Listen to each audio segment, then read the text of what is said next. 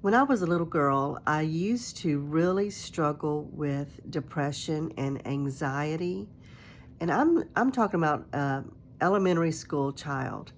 I remember usually it would be on a Saturday evening, and it did not go away until I would go to church on a Sunday morning with our grandmother.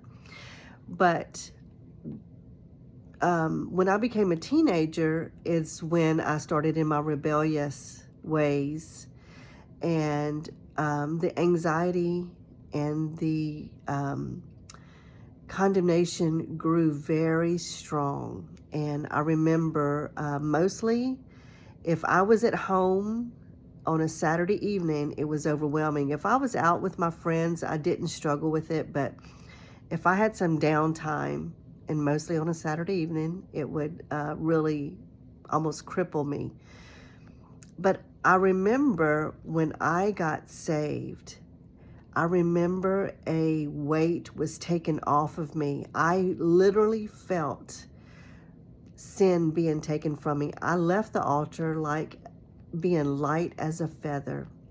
And I remember I went through a long season, and my mother would say that she had never seen me so happy. And my grandmother would say that she had um, noticed, she would either say sparkle or twinkle in my eye. I don't remember, but she would always say that she noticed the sparkle in my eye.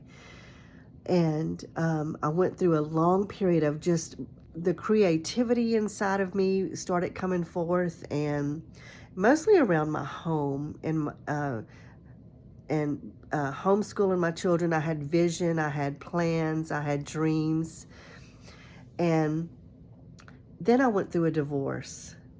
And when I went through the divorce, all of that mental anguish came back with a vengeance, and insecurity and uncertainty, and uh, really questioning if I really believed what I said that I believed through those years when everything was going so well.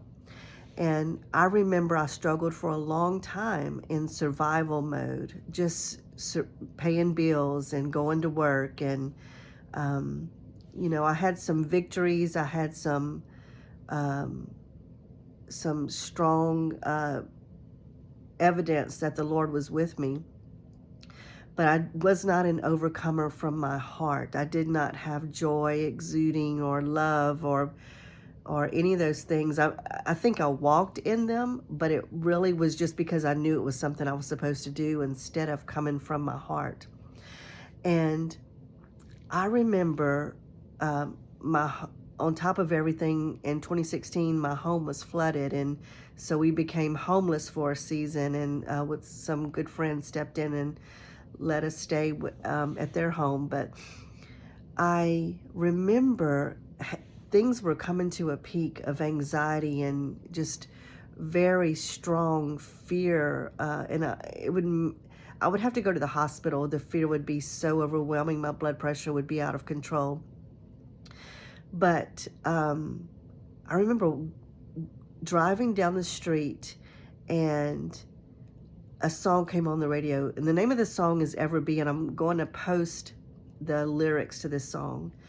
And in this song, it was about covenant and how much the Lord loves covenant, and he operates in covenant. And it was like the very thing that came to the forefront of my mind when that song came on the radio was, he's not trying to get rid of me. And this became very real and strong. And so I was just this feeling of anxiousness and the anxiety. It was just like I had driven into a spacious place, and all of that was taken away from me.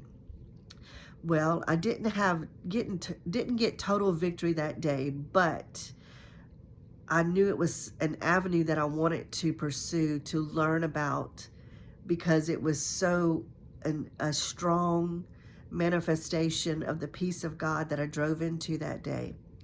And that's what I want to take. I'm going to take little segments of not long videos, 3 to 5 minute videos. And I want to tell you what I've learned, because it is a key to mental health. And our mental health directly relates to our relationship with the Lord, and our confidence in the Lord. And what I've learned in covenant is how He is firm and sure about what He presents to us through a relationship.